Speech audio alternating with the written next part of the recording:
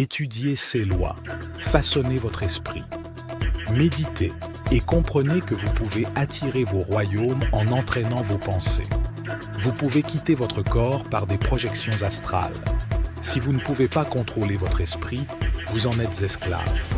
Alors, tant que vous le pouvez, jusqu'à ce que vous ayez le monde entier contre vous, jusqu'à ce qu'il y ait trop de problèmes, libérez votre esprit de ce royaume. Lorsque vous y parviendrez, vous ne serez plus esclave de cette réalité.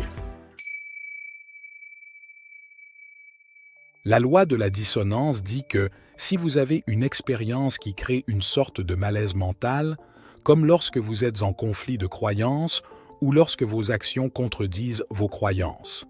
Un exemple pratique pourrait être, vous pensez que fumer est mauvais pour votre santé, mais vous maintenez cette habitude. Vous croyez que les relations extra-conjugales sont vraiment mauvaises, mais vous continuez à tromper. Peut-être pensez-vous que vous devriez être un parent plus patient, mais vous continuez à crier sur vos enfants. La loi dit que si vos croyances sont opposées à vos actions, vous essayerez de réduire le sentiment de malaise en changeant soit votre esprit, soit votre corps. Parfois, la loi de la dissonance est appelée loi de l'autotromperie. La loi de l'expérience dit que lorsque de nouvelles informations entrent, le cerveau détruira les informations précédentes de nature similaire. Une fois que les informations précédentes sont établies dans le cerveau, l'entrée de nouvelles informations renversera complètement votre perspective construite à partir des informations précédemment assimilées. Un exemple. Vous adorez le rodéo, mais lors d'une performance, vous tombez et vous vous blessez. Maintenant, si c'était votre dernière expérience avec les chevaux, ce serait sûrement négatif. C'est pourquoi si vous tombez d'un cheval en tant que débutant, vos instructeurs vous font remonter en selle immédiatement. Vous devez donner de nouvelles entrées pour que le traumatisme de la chute soit mis de côté dans votre cerveau. La loi est un processus inné et organique. Elle ne nécessite pas votre conscience active ou votre perception. Elle suggère que le processus de base du cerveau est dans un état de croissance et de réorganisation infinie. Maintenant, la loi de l'expérience peut être utilisée efficacement dans des états modifiés de programmation consciente, car votre subconscient ne peut pas distinguer la fantaisie de l'expérience réelle. Donc, un exemple. Si vous vous sentez toujours anxieux en vous imaginant dans un endroit bondé, vous pourriez vous imaginer totalement à l'aise et détendu au milieu d'une foule. Votre esprit accepte tout ce que vous pensez comme vérité. Il invoquera la loi de l'expérience. Après quelques jours, semaines ou mois, cette reprogrammation de votre esprit prendra le contrôle de votre réalité personnelle, la remplaçant. La loi de la confrontation effrayante explique que si vous avez peur de quelque chose et avez le courage de l'affronter, vous pourriez alors inverser la situation et en devenir presque dépendant. L'expérience génère des endorphines bêta. Ces opioïdes naturels circulent dans votre corps une fois que vous les stimulez et les libérez, et ils vous rendent assez dépendant. Par exemple, vous avez peur des hauteurs. Puis un jour, vous décidez d'essayer le parachutisme. Au début, vous avez très peur, bien sûr, mais ensuite cela devient une sorte d'addiction. Plus vous faites du parachutisme, plus vous êtes stimulé à le faire. Cela s'applique à tout et à tout sport extrême. Quelle que soit cette chose que vous craignez à l'origine, vous la transformez en addiction.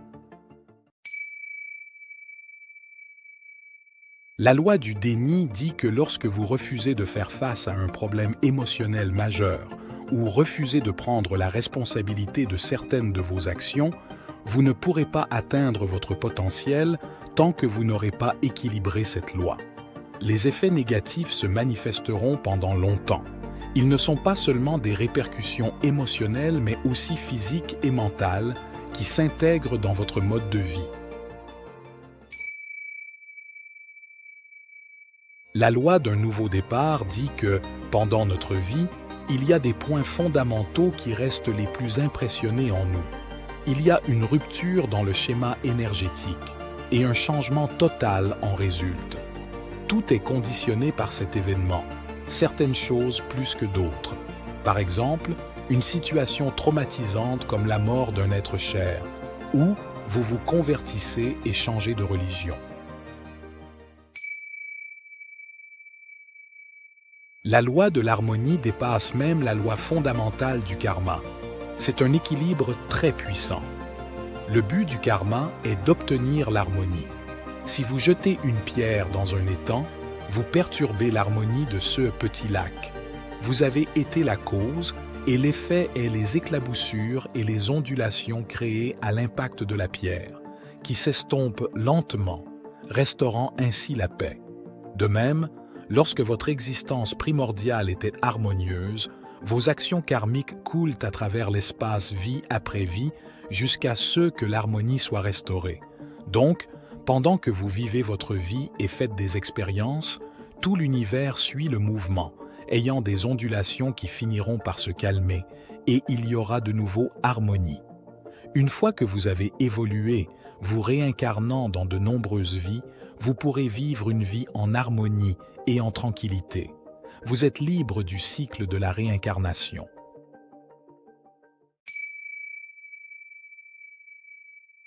La loi de la réincarnation et du karma dit que jusqu'à ce que vous ayez résolu votre cycle karmique et accompli votre dharma, vous continuerez à vous réincarner dans des vies séquentielles sur Terre. Ni Dieu, ni le Seigneur du karma ne vous infligent de la douleur dans ces vies. Dans chaque vie que vous affrontez, vous rencontrez d'autres âmes qui partageront souvent une histoire similaire à la vôtre et avec des besoins karmiques similaires qui correspondent à vos besoins. Maintenant, chaque fois que vous agissez avec intention, vous créez du karma. Les actions comprennent les pensées, les émotions et les gestes. Ces actions doivent être motivées par une intention ou un désir qui doit être équilibré dans le futur de cette vie ou de la suivante. Ces besoins sont enracinés dans des peurs profondes qui doivent être résolues avant de pouvoir arrêter le cycle de la réincarnation. Vous reviendrez vie après vie pour vous tester, pour voir si vous avez appris la leçon jusqu'à ce que vous puissiez vivre en harmonie sans attitude disharmonieuse. Une fois que vous pouvez vivre une vie en parfaite harmonie, la liberté vous sera donnée.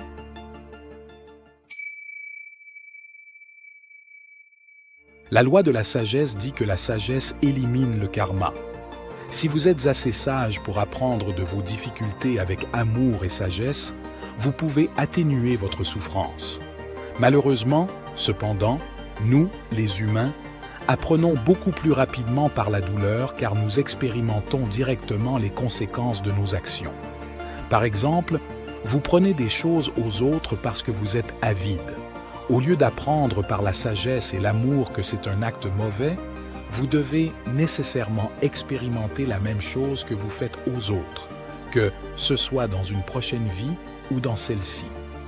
Une autre façon d'expliquer la loi de la sagesse est lorsque vous vous dirigez vers un test prédestiné de votre vie.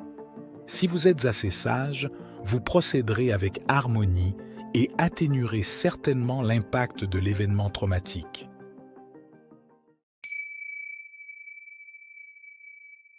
La loi de la grâce dit que le karma peut être expérimenté comme commandé par la loi ou dans la grâce et la miséricorde. Pour les autres, vous recevrez la même chose en retour.